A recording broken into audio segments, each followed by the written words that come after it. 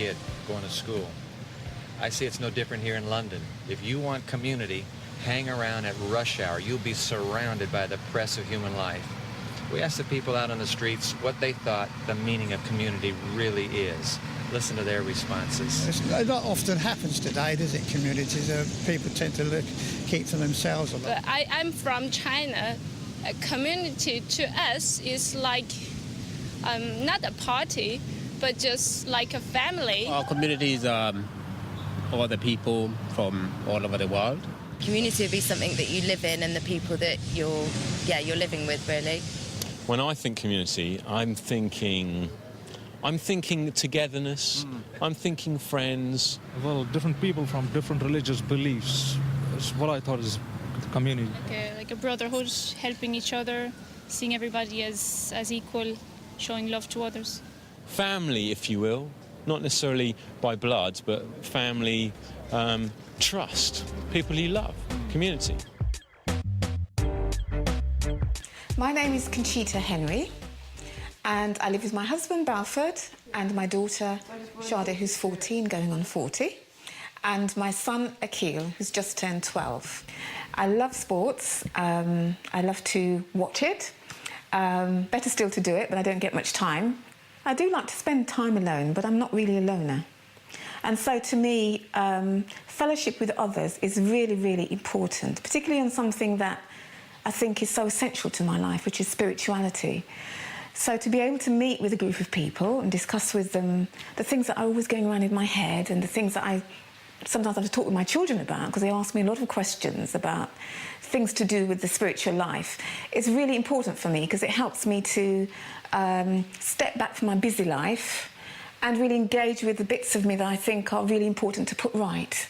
And so I will really enjoy that time of reflection, to rethink what I believe and to modify it and to come up with something that I think will make me more satisfied and clearer and more content with myself, because that's what life's about, isn't it? Contentment and peace, and I think that would be really good.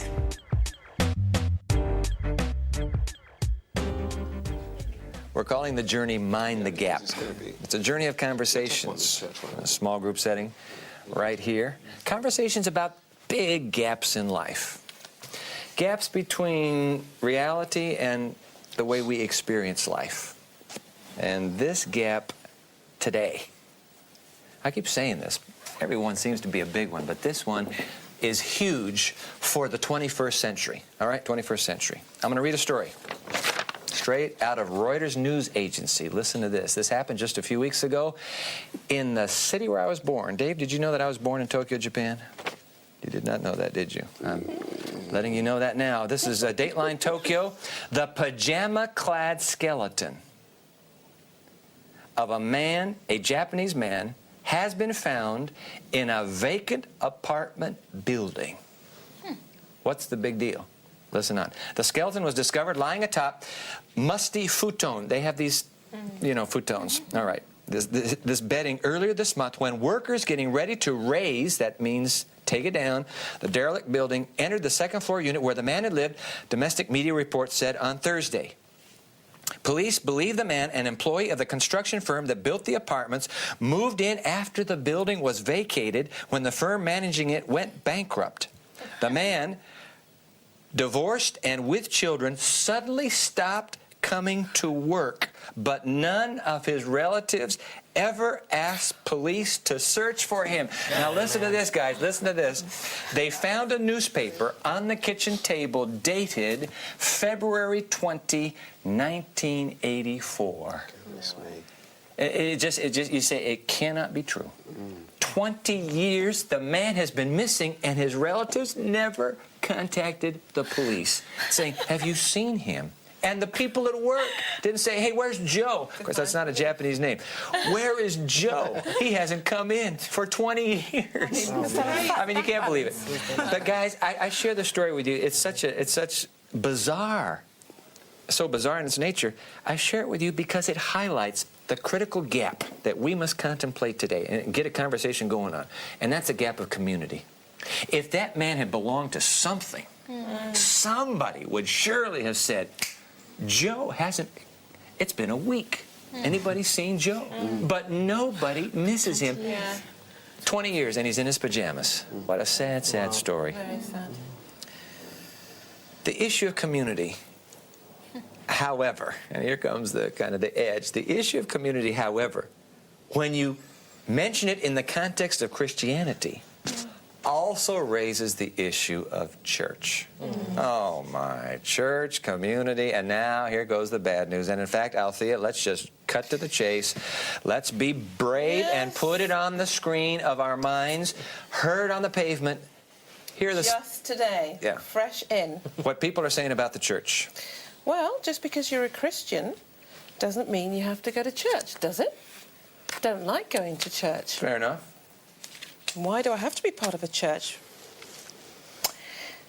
The other big question is that a lot of people think that the church is a little bit hypocritical. It's full of people who say one thing and do another. And history seems to show that there are fewer and fewer people going to church nowadays anyway. You could probably make that point. Certainly in the West. Certainly in the West. Yeah. And a group of people are asking, what is so special about church anyway? It's nice to be a part of a community, and most people think that that's kind of essential. But what's wrong with just belonging to my local community club, my women's institute, the health club, the sports club? What's wrong with that? Okay. Why do I have to be part of a church? It's a fair question. The other question, this is kind of a big issue, I think, for most of the people that we spoke to, is that they feel that churches tend to want to churn out people who are so alike. They look like each other, they talk like each other, they walk like each other, they wear the same kind of clothes as each other, you know, a little bit clone-like. And really, they don't want to be that Who wants to be a part of similar. something where it's cookie cutter, everybody same. Absolutely. And you know, they do one thing, they say one thing, and do another. Back to the hypocrite issue. Yeah, Is there anything absolutely. Yeah, there's Maybe one another more. one about a lot of churches seem to, or religious organisations are run by committees which go on to another committee to talk about money, and it's all about the leaders. You know, there's this hierarchical system, you know, and everybody's reaching after power, and it's a big power struggle. Okay. Don't like that. Okay. This is going to be a lively conversation because we need to face those are critical questions. Before we tackle them, let me just ask you this: we are in a land of clubbing and pubbing, right? Pubbing on Friday nights, clubbing on Saturday nights. How critical in the 21st century? How critical is community for us as human beings? How critical? It's vital. Need it. Because people need people. We crave it. No one can survive on their own. We all either go to work, to church, to school, to our job. No one exists on their own. And yet the case has been made for postmodern and the secular West that we are becoming more and more resorting to individualization. In other words, we're shrinking the circles in which we live. So that I can do it all on the internet, I can do it all, you know, with a microwave and an internet, you can pretty much live alone, right? And that's what's happening. Yeah, we're in danger of that because of the way that the world is developing in terms of technology. But in terms of what you need personally on a human level, I think that's a whole... Okay, fire at me then. Okay, fire at me where it is you can find community. Give me the places you can find community. Well, in England, it's the pub. The pub, okay, I mean, we've if you don't established go that. to the pub at lunchtime or after work, well, you I don't have love a the community. names of the pubs. I don't know where you came up with these, but they're The horse wonderful. and the bull, yes. Yeah. Okay. What's a horse Okay, and a bull? so the pubs, I'll accept that. What else? Where do you go to? Where do we go? Football to clubs. Football clubs. Football stadium. Yeah. Now, when you say football clubs, what are you talking about, Darren? Well, I mean, you can have your local football club. Yes. You go down to Reading. Okay. Very good football team. All right. And you watch maybe every weekend a good game. Yeah. You know, you're coming together with your friends. All right. You're supporting the same team. Okay. Wearing the same colours. Yeah. You know, it's... Okay. Pubs, clubs. What else? Give me some more community areas where community is the natural built. family. The natural family setting. yeah. Home. Yeah, home. Mom, dad, kids.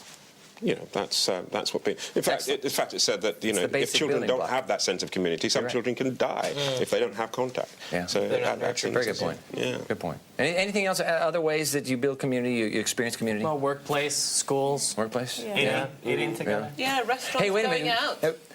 Who was the one that was into go-karting? Yes. Was that you, Darren? Yes, that is Okay. definitely me.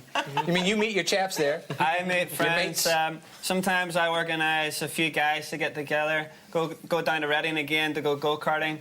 May I just say I won the trophy the last time. You are First place. I have the trophy in my bedroom. Formula One champ right here. Yeah, well, out There. of 20 at least, anyways. Okay, But so it's a good time together. and when you're together in whatever these activities are, what's happening? Why is community happening? What is it that you want to see happen when you Same experience interest. community? Same interest. Same interest, okay. Sense of belong to a belonging. group of Sense of people. belonging. You feel Sense of accepted. belonging. You're interacting. You're accepted. Yeah, you feel good. accepted. Yeah, Good. you're interacting, You're you're interacting, sharing, you're okay. learning. And you yeah. feel secure You and develop. safe, don't you, in a Yeah. community that you've There's a chosen. caring, Yeah. nurturing thing going on here. So why does the church get such a bum rap? Why do so many people find it distasteful? I think a lot of people don't find community in churches. You know, people go along. They're not with- experiencing the similar interests. Oh, well, interaction, maybe they're not. You know, a lot belonging. of people that I know, you know, see church as irrelevant. They see church as boring. That doesn't, you know, they go there, some guys up the front droning about something they can't relate to, you know, and maybe the church hasn't adjusted so well to our culture. I don't know. And I think as well for younger people, they probably find that an issue because some churches predominantly are filled with older people. So they don't seem to have so much of a connection. They feel isolated and it's not, there's nothing going on that probably meets their needs. And often, you know, the people in churches are not always as maybe welcoming as they could be. You know, I know of people, Craig was just telling me earlier, you know, he got kicked out of a church once for not wearing the right clothes. You know. People are critical. Yeah. You walk in, you feel the eyes of criticism.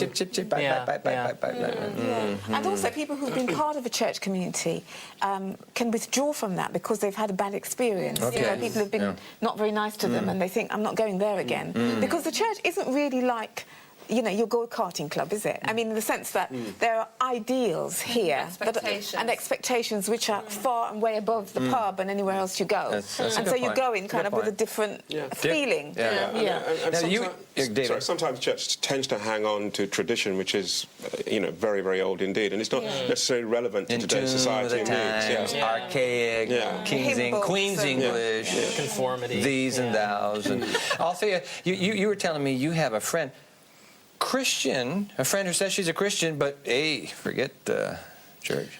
Well, you know, she is a Christian. She has very, I would say, strong Christian values and principles. She just does not feel the need to belong to a church or go to a church on a regular basis. She's a wonderful person, very warm, very friendly. She will do anything for anyone, looks after other people's children and, you know, will cook a meal if someone's moving house and get them all set up. She's a really lovely person. Doesn't go to church. Just no need, no interest. Doesn't find anything there for her. And Darren, you were telling me, somebody came over to you, where you're living. Where I work. Yeah. Yeah. I'm a maintenance guy. Also as a pizza delivery. And this guy was getting rid of some cockroaches. Excellent guy, really, really friendly guy. You know, dead on Christian. Okay, he was a Christian. But he didn't go to church because he felt they were hypocrites. They're like hypocrites. He couldn't feel also like the formalities, you know, there's too many formalities, not enough relaxing and singing praise songs. Ireland. Yeah, that's what he used with me. We were talking about, in Ireland, okay, you have the Protestants and the Catholics, as it were, two different religions. But what is it really? It's people underneath using that as an excuse to fight, you know, religion as an excuse. But that's a good issue because a lot of people use that analogy of what's happening with the Protestants and the Catholics in Ireland as a reason why they do not want to entertain going to church, because it is so hypocritical. Two religious factions at each other's throats. And guys, we're not talking about unjust charges, are we? No. I mean, somebody didn't make up the Ireland conflict, Northern Ireland and Ireland, the Protestant Catholic. That's there. It's in the news. You can't just say, well, that's not really. It's a huge deal. So people, they're not just spinning their wheels when they come up with these charges. You almost get the feel. You know, if you remember growing up as kids, Mom would come and say, this medicine is awful, tastes awful. But she says, listen, boy, swallow it because it's going to be good for you. And you man, is that the church? It's awful. I hate being there, but it's good for me, so I got to just take it whether it kills me or not. See? I mean, is that what we're going to end up with? Yeah. Let me read some, Althea, from the Heard on the Street comments that you were quoting a moment ago. Here's one. I agree that being a part of a community is essential for us, but who says that it has to be an organized religious community? Now, I've heard people use that line before, and my immediate response is, what would you prefer? Would you prefer disorganized religion? Yeah. You know, so I'm not too, the organized, it's like it's a, Is that the charge? No, that's not the charge, actually. You can get support and friendship and love and help from a variety of community groups, but what is so special about a church? Heard on the street. In order to give some objective content to our very subjective conversation, let me put some pieces out. Let's put them out on the table again. I want to put 4 lines from this ancient book. Pull your Bible out, please.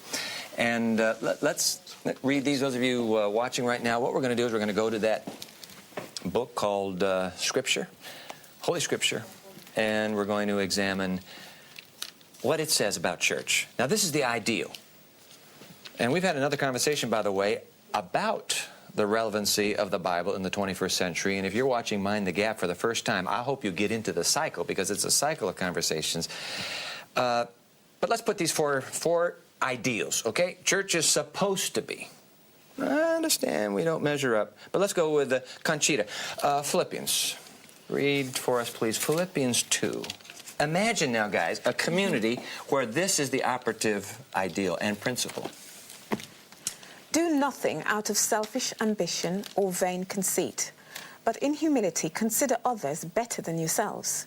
Each of you should look not only to your own interests, but also to the interests of others. Can you imagine the U.S. Congress and Westminster Parliament if those two great institutions operated with that principle? Consider others better than yourself. Look out for the interests of others first. There aren't a whole lot of communities out there that live by that rule, Conchita, but that is to be the church. A place where people are looking out, not for number one, but for everyone else around them. Let's put that one on the table, right there on the top. Let's go to number 2, and Lonnie, that would be you. Jesus speaking just before the crucifixion the next day, John 13. Verse 34. John 13, 34, and 35. Here, sorry. A new command I give to you. Love one another. As I have loved you, so you must love one another. By this all men will know that you are my disciples, if you love one another. I mean, it said 3 times there, as if they didn't get it the first time, you know? It's really, really critical. It's about loving. Yeah, they have to love one another. Now, I know a little bit about football. I know the football we have on our side of the pond and the football you have over here, and I've heard the word hooligan, and I know that there's some communities where you experience community, but it's not a whole lot of loving going on. Right? When we talk about football here, because that element does come up, and it doesn't give you that feeling of love and share and care. But the ideal. Okay, look, has the church failed there? Oh my, can we think of churches that have not loved one another? A dime a dozen, probably. But the ideal is, number 1, think of other people's interests before yourself. Number 2, love one another. Althea, let's do 1 John 3. This is how we know what love is. Jesus laid down his life for us, and we ought to lay down our lives for our brothers. If anyone has material possessions and sees his brother in need but has no pity on him, how can the love of God be in him? Dear children, let us not love with words or tongue, but with actions in truth. Wow, what an ideal. Nobody's going to be hungry in this community. People, the needy are being provided for. Love one another. Lay down your life for one another. That's pretty radical stuff, guys. Pretty radical. But that's the ideal. Now remember, this is the church that Jesus built. Okay? Now let's put one more piece in. Darren, are you the fourth piece? Yes, you are. Yes, Matthew 23, please. 23, verse 11. You can... Please.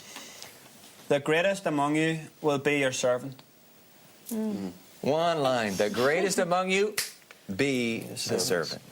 Guys, why can't we live by these? I mean, heard on the street, they're making a fair point. You guys don't live up. You don't practice what you preach. What's the problem with that?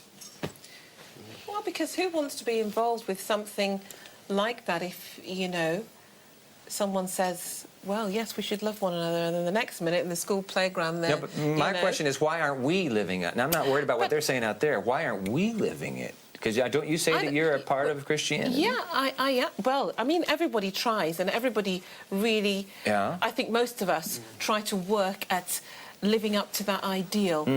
And sometimes we fail. Yeah. And we have to admit that and hold our hands up and say, yes, we failed. We don't actually do that all of the time. And I could not sit here and say, oh, well, yeah, you know, I'm as really nice as pie to all of you every single time I see you or whatever. But so we're dealing with basic human nature. We had a conversation, by the way, about human nature, didn't we? We're not a community of perfect people. No. We're a community of imperfect people.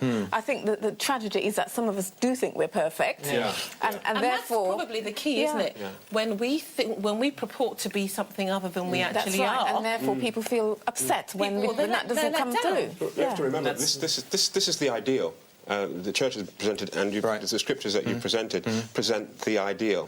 And it also invites anybody and everybody to accept this ideal. But we don't get there immediately. I mean, in fact, it's like a hospital. The hospital is there to try and cure, but inside that hospital... So the church is not a museum for perfect people? What is it? Absolutely. A hospital for imperfect people. Imperfect people. Yeah. I mean, we had a conversation about human nature, and how many of the human race did we finally conclude is pretty much struggling at the very core of existence? How many?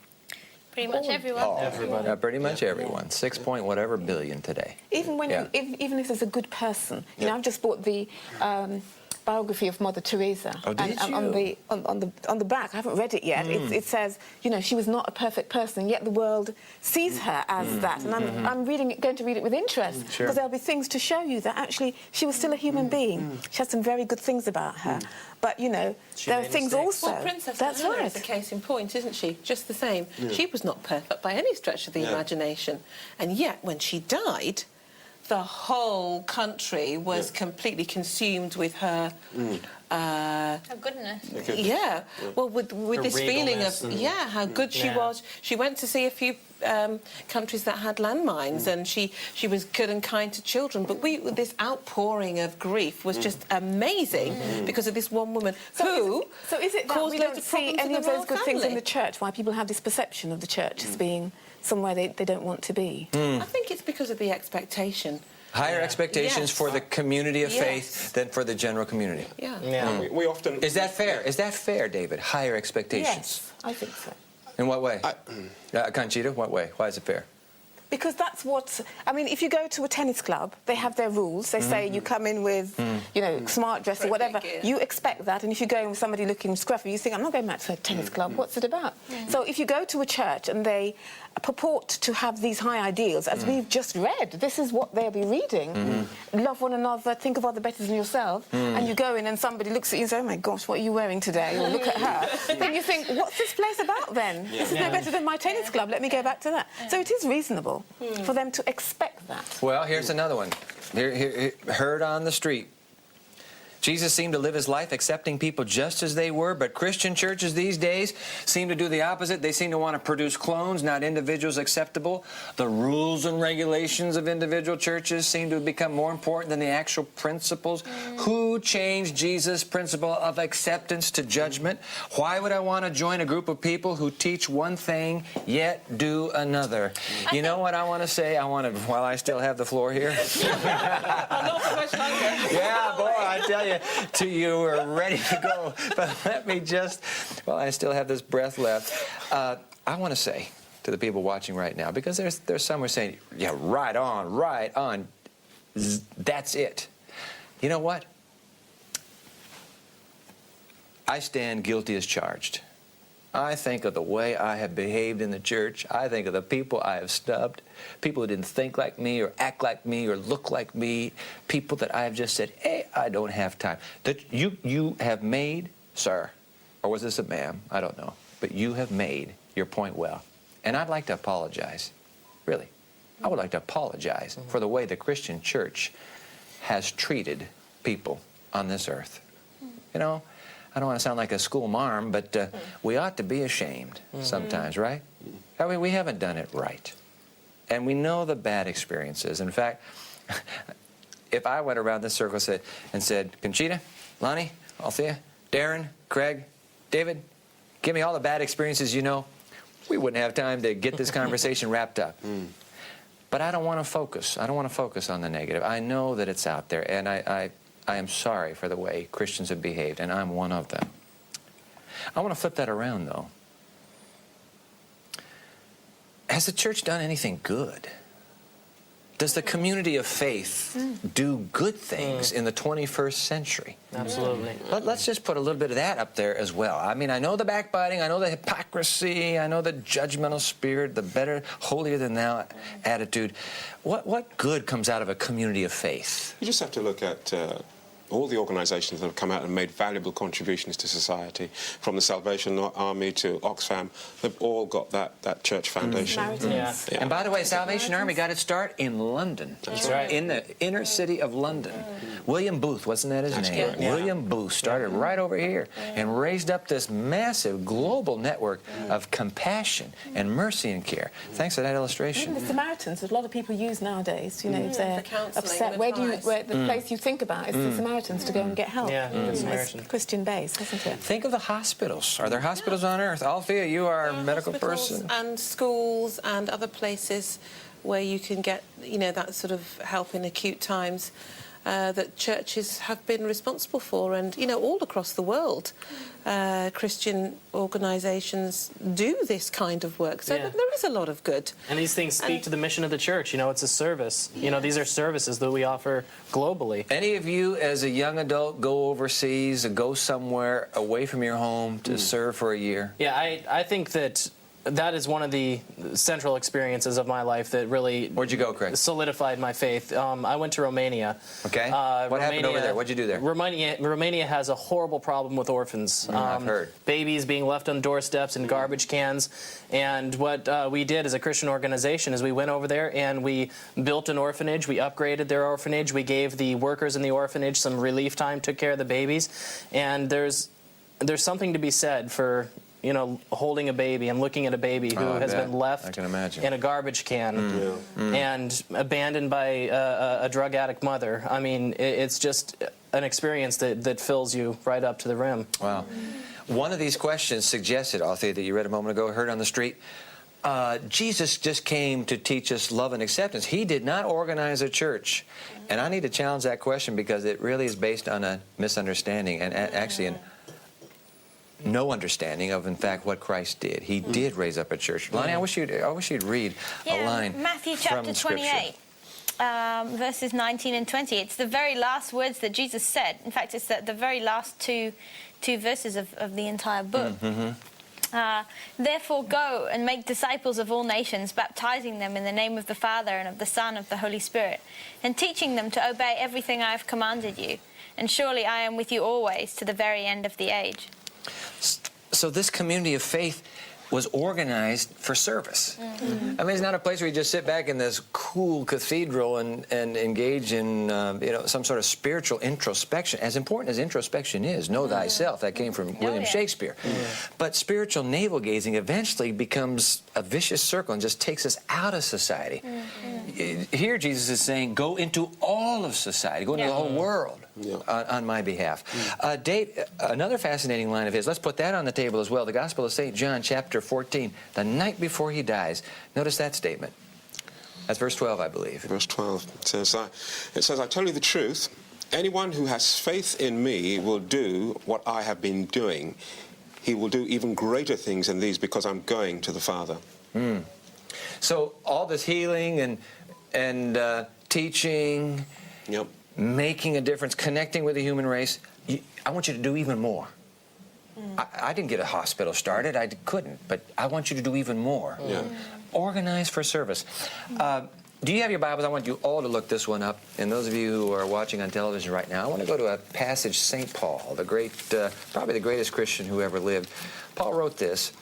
It's a rather creative metaphor for the community of faith. And so let me read this. This would be 1 Corinthians.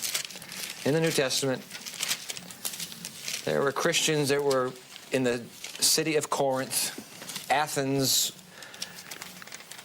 and the Greek Olympics, of course, have put Greece once again on the world's radar screen. So that's the same country. This is to a group of Christians now forming a community of faith, church, if you want to call it church, in Corinth. This is 1 Corinthians chapter 12. Let me pick it up. Drop down to verse 12.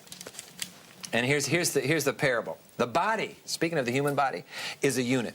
Though it is made up of many parts, and though all its parts are many, they form one body. So it is with Christ. For we were all baptized by one Spirit into one body, whether you are Jew or Greek, we would say, whether you are from the east or the west, the north or the south, whether you are slave or free. Thankfully, we don't live with those categories as much, although there are countries of earth that still do. We were all given the Spirit to drink. Okay, one body. Now, here it comes, verse 14. Now, the body is not made up of one part. Have you ever seen a body that is only a nose? I've seen some noses, by the way, that stand out as if that were the only feature. But that's not the point. Have you ever seen a body that's only a nose? No, no, no, no, no. If the foot should say, because I am not a hand, I do not belong to the body, it would not for that reason cease to be part of the body, would it? The foot could say, you know, I'm really tired of being down here in the dirt. But if the hand says, I'm up here in the sky, I don't need you, foot, adios, what happens to the hand? If the foot's gone, where does the hand go?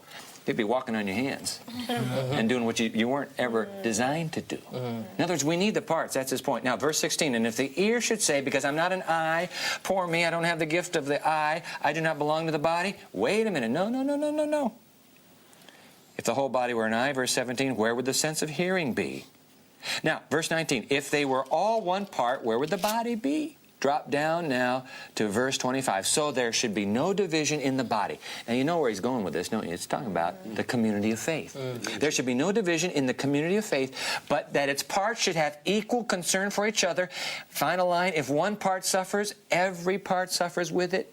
Hey, by the way, have you ever stubbed your toe? Your little toe. Your little toe. Do you call it the pinky? You don't call it the pinky over here. No, we have had that expression. Have you? Well, you stub your little toe. Does the whole body go on alert? Just a little tiny guy down there. But when he's suffering, do you suffer up here? Oh, yeah. Oh, mercy. Yes, you do.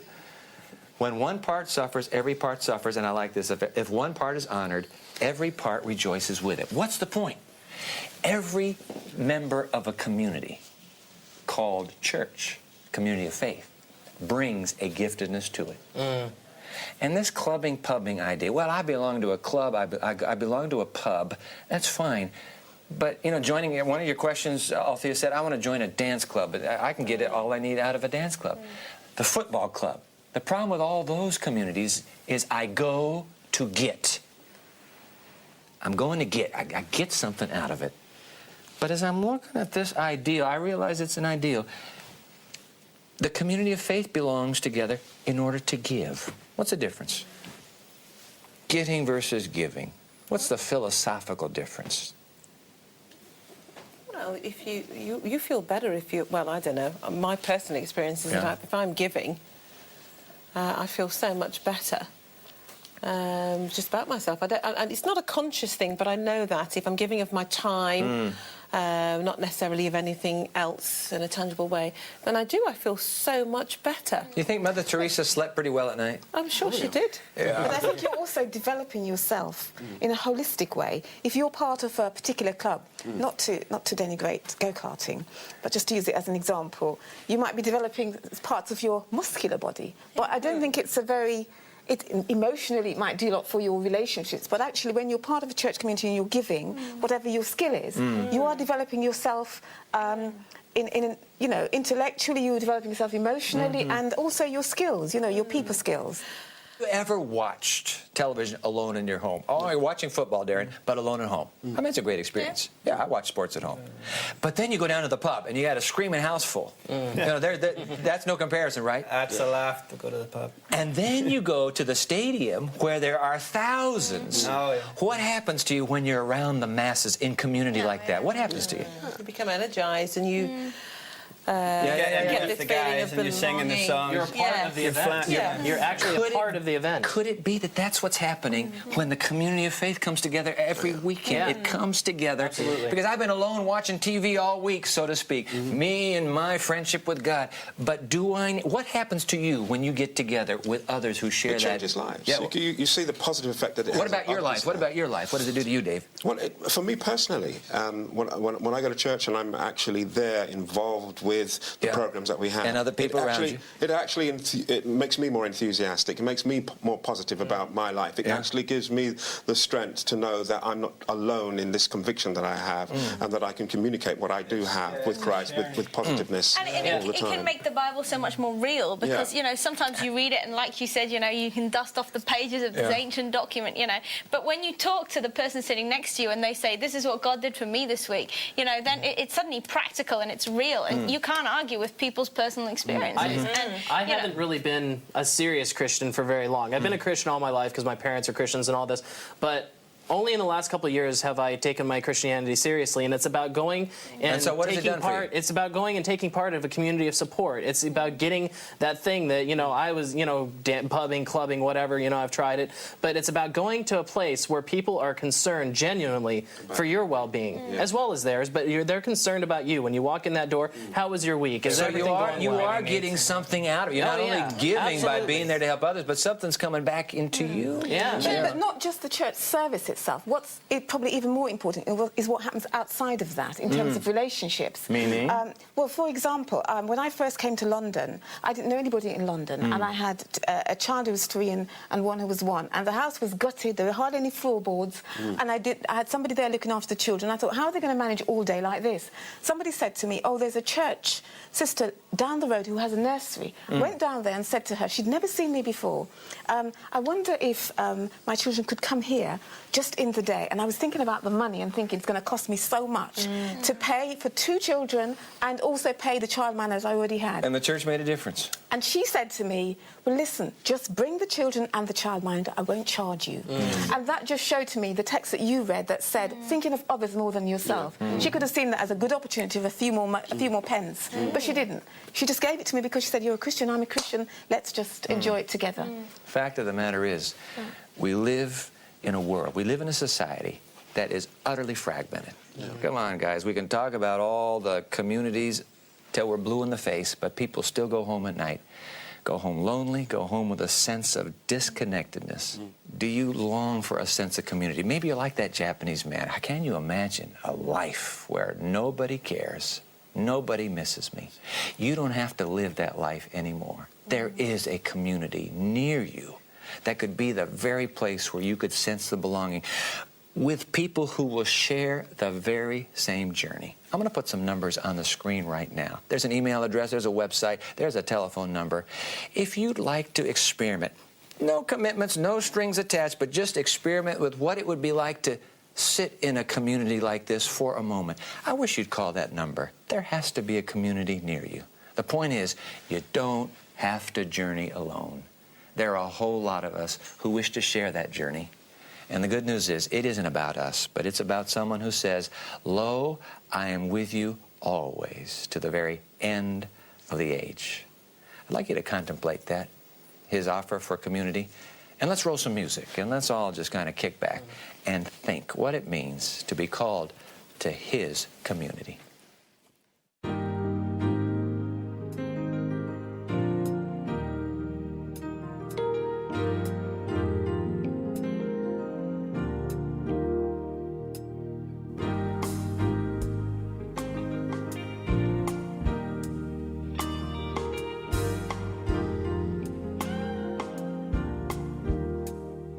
Though you're blinded by tears and consumed by your fears, and your daytime has turned to night, you may be unaware, but there's someone who cares, and he's leading you to the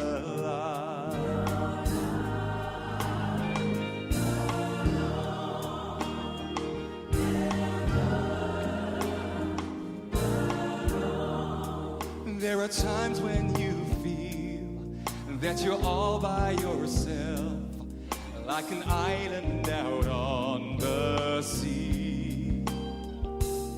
But that's the enemy's way of making you doubt, 'cause God promised you'll never leave. You'll never leave, never alone.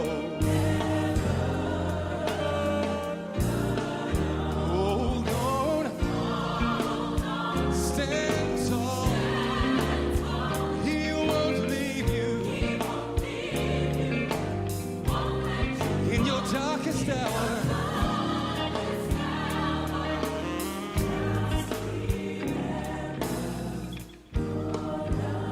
you're not alone. No, you're never alone. Hold on and stand tall, knowing that he'll never leave, and he won't let you go.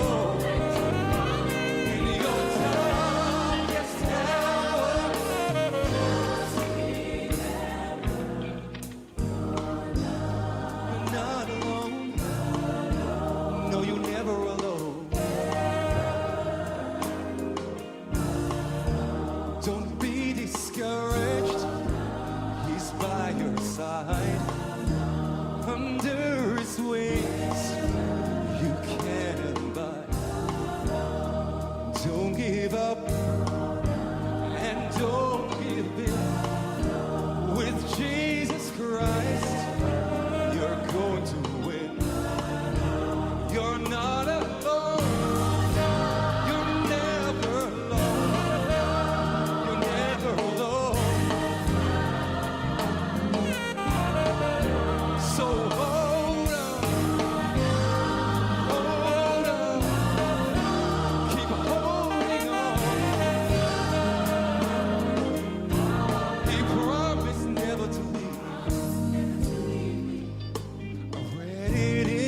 Word that he promised never to leave me.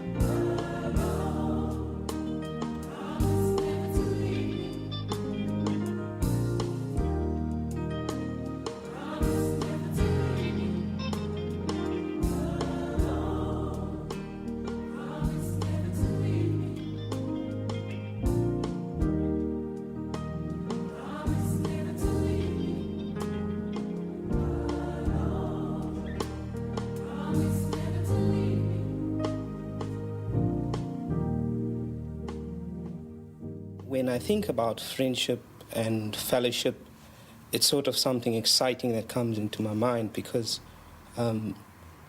it's about meeting friends, getting together with family, and we all have some need in us that we want to be with people, we want to talk with them, we want to share dreams, we want to share hopes.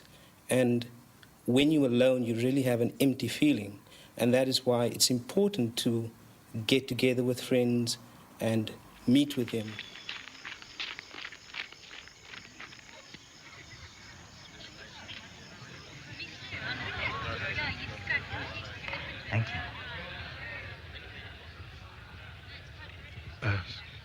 does your teacher eat with tax collectors and sinners? It is not the healthy who need a doctor, but the sick. I desire mercy, not sacrifice. For I have not come to call the righteous, but sinners. How is it that we and the Pharisees fast, but your disciples do not fast? How can the guests of the bridegroom mourn while he is with them? Time will come when the bridegroom will be taken from them. Then they will fast. We all have a yearning desire to have someone with us. If it's a companion or it's a friend, a brother or sister, you always excited to share something new in your life. And sometimes even if you're feeling sad, you get excited because you think, well, this is something that I can share with someone. You know, and this person can actually help me through this experience. And when you have really wonderful things happening in your life, you just want to share it with the world. And that's what I think about when I think about friendship, getting together.